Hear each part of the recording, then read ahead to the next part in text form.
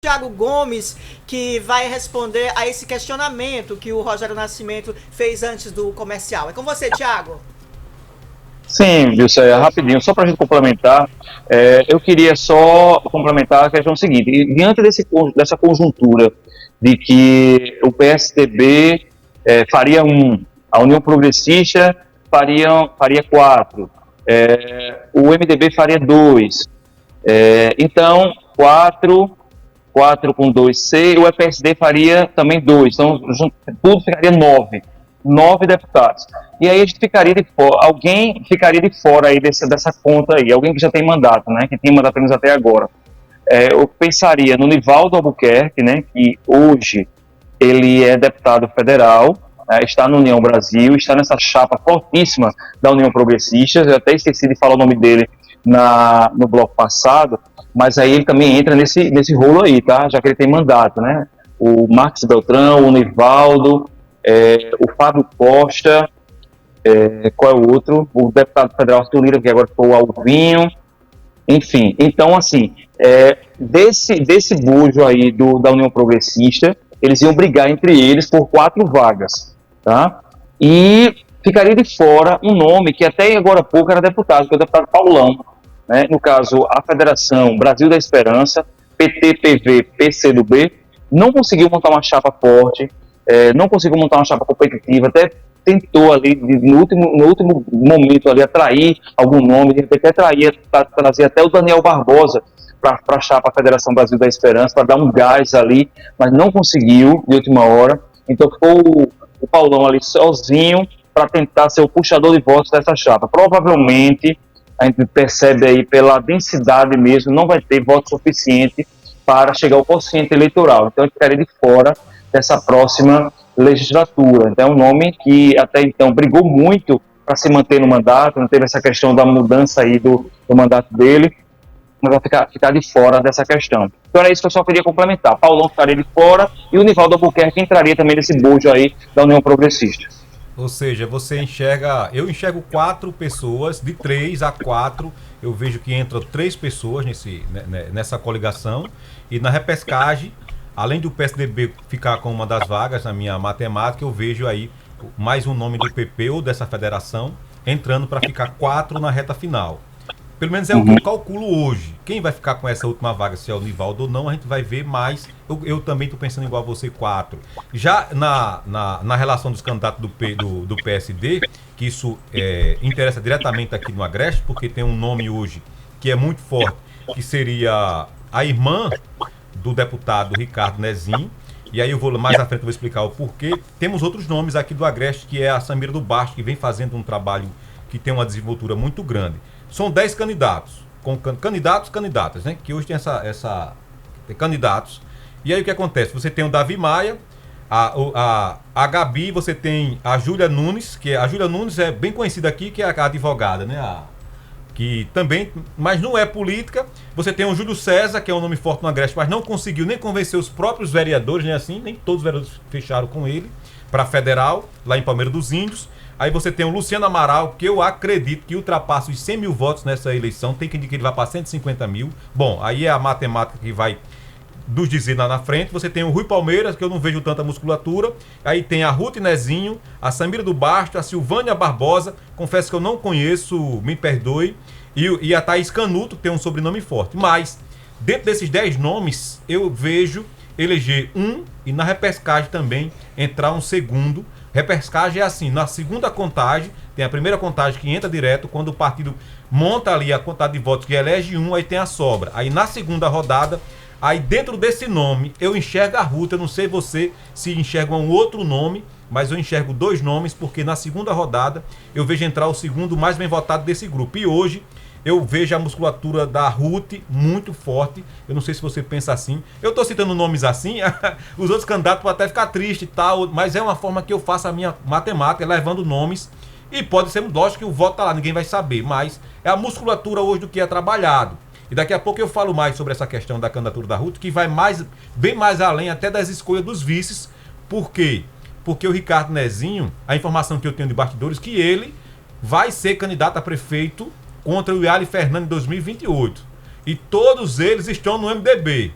E aí vai ter problema lá na frente. Não pode ter dois MDB disputando o estado de Alagoas. Ou melhor, o município de Arapiraca.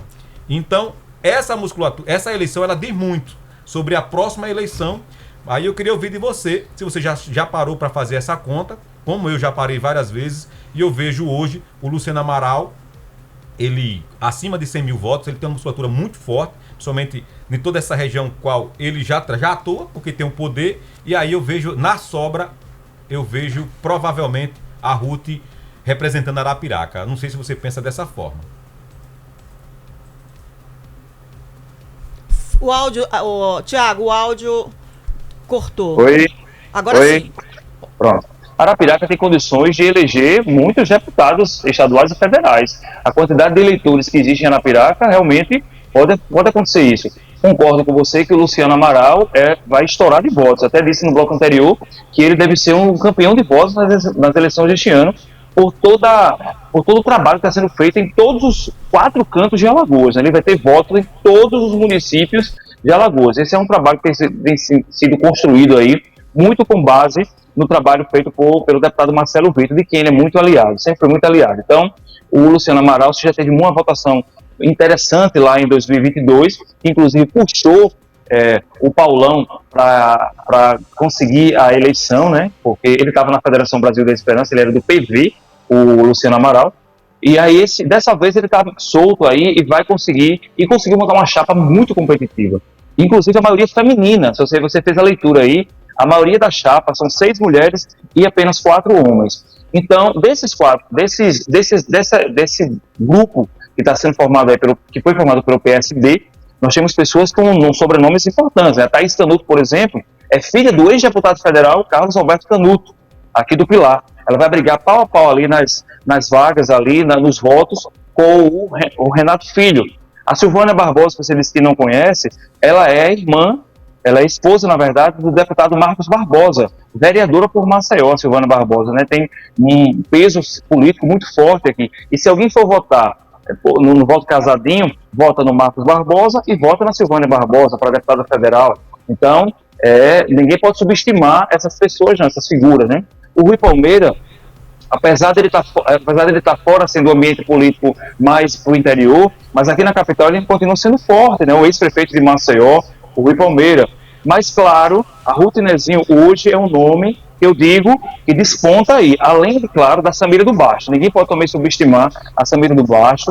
Ela é a primeira-dama lá de Junqueiro, né? Esposa do prefeito Leandro Silva de Junqueiro. E todo mundo está falando que essa mulher vai ter muito voto nas eleições deste ano, viu? Então, ninguém pode subestimar. Então, viu, Tiago? Ela já foi testada como candidata a prefeita de Giraldo Ponciano, que é a terra dela. Então, ela já tem uma experiência, já foi testada, e isso vai trazer um resultado muito importante agora para essas eleições. Pois não, você. Não, só colocando. Não, termine o seu raciocínio, porque é um outro assunto que eu queria trazer com o Tiago. Dessa musculatura, Tiago, por que eu falo que elege um direto e entra mais um extra para essa vaga? Porque eu calculo, Tiago, eu calculo nessa conta ultrapassando os 500 mil votos. É o que eu enxergo, porque tem muita gente aí com muito voto. Aí o que acontece? Se bater os 500 mil votos, tranquilo, vai sentar 2 pessoas, pelo menos é o que eu acredito, porque são nomes, como você bem destacou agora, tem voto casado, não só a Samira também é voto casado, porque tem um deputado que é muito forte aqui no Agreste, que é lá de Junqueiro, que é cunhado dela, que é irmão do prefeito Junqueiro, então vai ter voto casado aí, dentro dessa que vai sobrar para ela. Você tem também a Silva Barbosa, né? Você tem a Ruth Nezinho também com voto casado. Nezinho. Então, assim, são muitos nomes que vai ter aí uma votação casada. E você tem ainda, dentro de todo esse contexto, uma surpresa, que seria o Júlio César. Já foi candidato a governo de Alagoas, pelo PSDB, prefeito por 2 vezes de Palmeira dos Índios, e a cidade hoje tem 50 mil votos lá? Tem não. Quantos a votação lá de Palmeira? Eu vou confirmar, mas é próximo. É perto. Disso. Então, assim, é uma cidade hoje também que a gente não pode esquecer.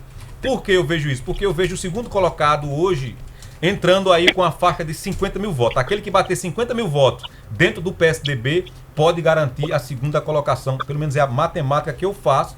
Não sei se você concorda comigo, mas é essa a visão que eu tenho devido aos votos casados. E também é essa margem que eu vejo de 500 mil votos aí para garantir 2 pessoas. Pouco mais de 50 mil eleitores lá em Palmeira dos Índios. Deixa eu trazer só outro assunto aqui com o Thiago, que a gente falou essa semana, que foi o grande assunto com aquela suposta denúncia do Cristiano Matheus. Denúncia não, né? Ele trouxe à tona que o vice do Renan Filho, Yali Fernandes, não poderia concorrer por conta de não ter cumprido o prazo de desincompatibilização. Mas hoje, Thiago, não sei se você comentou isso na TV, já há uma informação circulando aqui pelos sites que o Yali Fernandes, ele cumpriu o prazo como secretário, ele cumpriu esse prazo e ele assumiu um cargo que não exigia o prazo no mês de abril. Deixa eu só trazer a informação aqui para que a gente possa, olha só, a dúvida surgiu após a divulgação, o assunto, não, deixa eu ver aqui, só trazer para não ler a matéria toda, não é? Olha só,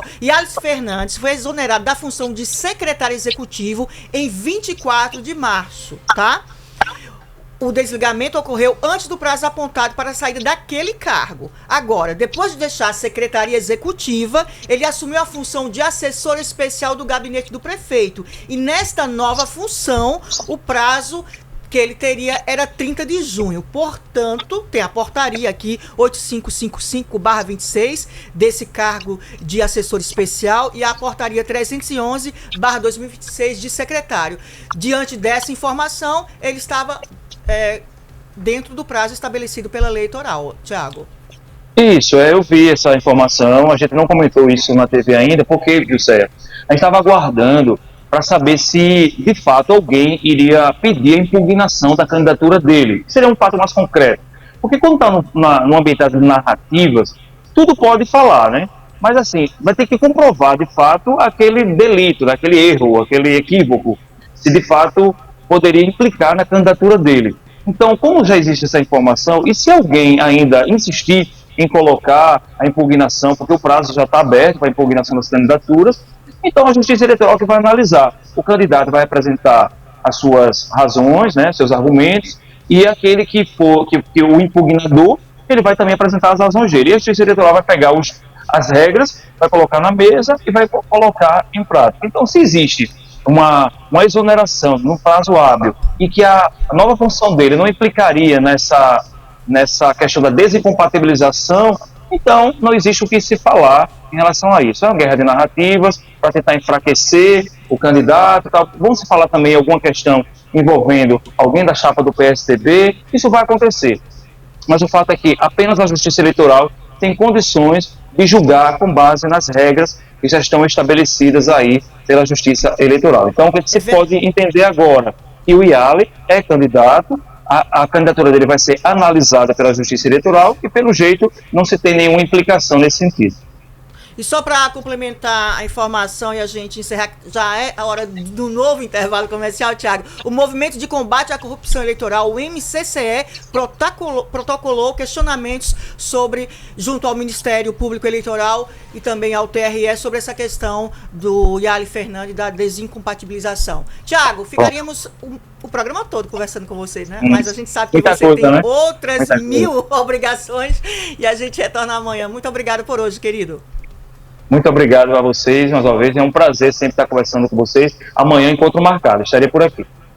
Vamos ao intervalo comercial e, na sequência, mais notícias aqui direto da 101,1 Rádio Gazeta FM.